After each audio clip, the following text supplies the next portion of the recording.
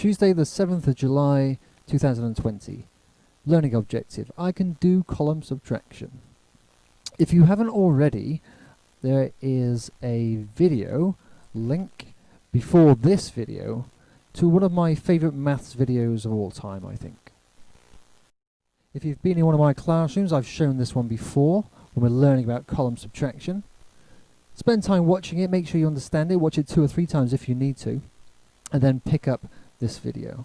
If you watched it already, then carry on. There's one thing I need to say about the video with these 2 characters in it. They talk about borrowing, but we don't really talk about that at Ashton Gate in Year 3 because when you go to the column next door to take or to regroup and exchange, they never get it back. So we don't call it borrowing, we call it taking.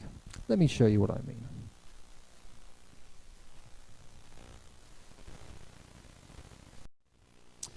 Now, before I do, I should tell you that sometimes column subtraction is horrendously easy. Some people think I always have to exchange somewhere, but I don't know where. There are some key principles to column subtraction you must follow. Always, in Year 3, the bigger number will go on top of a smaller number. 54 is bigger than 12. If you set it out wrong and put 12, take away 54, then it will go wrong. We won't do this in Year 3. So, when you're looking at column subtraction, first thing you look at is the ones column. You're going to take the number here from the number here. You're going to do 4, take away 2. You'll always take away the number underneath from the top number. That means you start with the top number and take away the bottom number. So, looking at the ones column, 4 take away 2 is 2. And look at the tens column, 5 take away 1 is 4. Easy peasy lemon squeezy. Like I said, sometimes it's that easy. Have a look at this column subtraction over here. Why is this one different? Pause the video and have a think about it. What's going to happen? Maybe you spotted that the number on top is smaller than the number on the bottom in that column, in that ones column. That means we're going to have to regroup. We're going to have to go next door and take one of those tens. Have a look at this and relate it to this. This is a representation of 32. 3 tens and 2 ones. Look at this ones column. 2 take away 9 we cannot do. So as you saw in the video and as you know from your learning earlier this year, you're going to have to go next door and take one of those tens. So the 3 becomes a 2. And that 10 goes there. And this is what's happened. The 3 became 2 tens, and the 10 went there, and that's what happened. One of those tens became 10 ones, and now we have lots of ones. We have 12 ones, just like we have here. And now we can take 9 of those 12. So if we go to our column subtraction on the left side of the page, 12 take away 9. You could count up from 9 to 12 if you find going backwards hard. 9 in your head with your fingers now, 10, 11, 12. Or you could count backwards from 12 to 9. 12 take away 9 is 3. And 2 take away 1 is 1. Have a look at these 2 column subtractions at the bottom of the page. Which of these 2 would require regrouping, and why? Pause the video and have a think. Hopefully you can see it would be this one. Because in this ones column you cannot do 2 take away 9.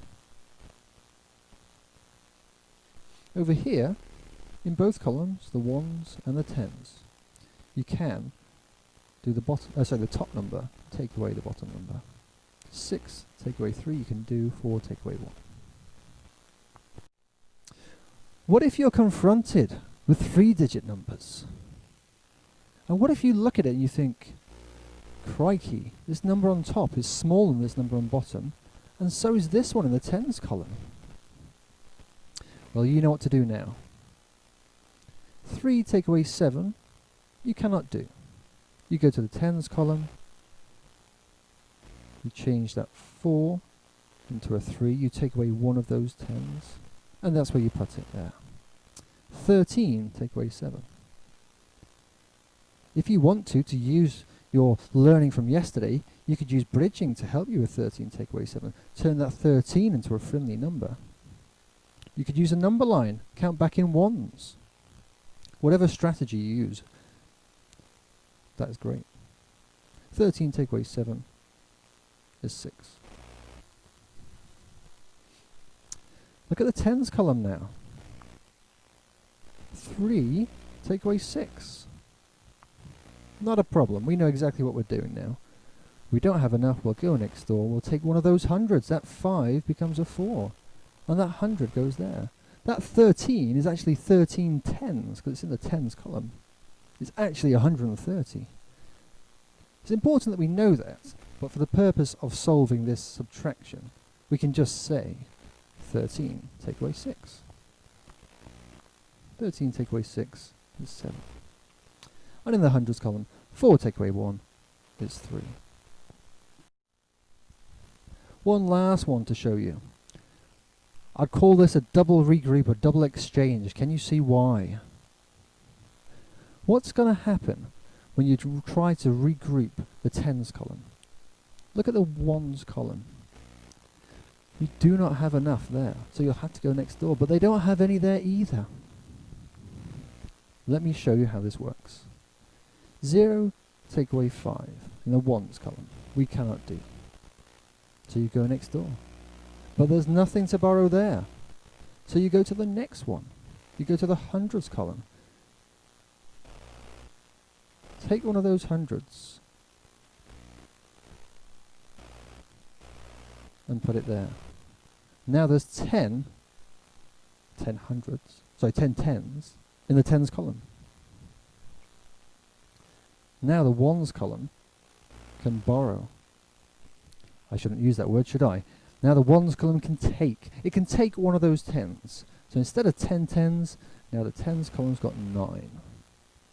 And that 10 goes there. And this will make it a lot easier for us now. Now we've done all that regrouping, it'll be a simple case of taking the bottom number from the top number. 10. Take away 5 is 5. 9 take away 3 is 6. And 3 take away 2 is 1. Here is your do it. Spend time on these. If you don't have squared paper at home, that's fine, but you need to be very careful when you set them out.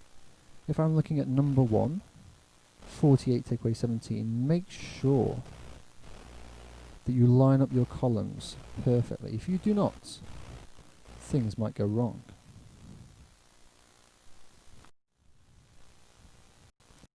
There are 3 Solve-Its today, you lucky bunnies. Spend time with them. Good luck, I shall see you tomorrow.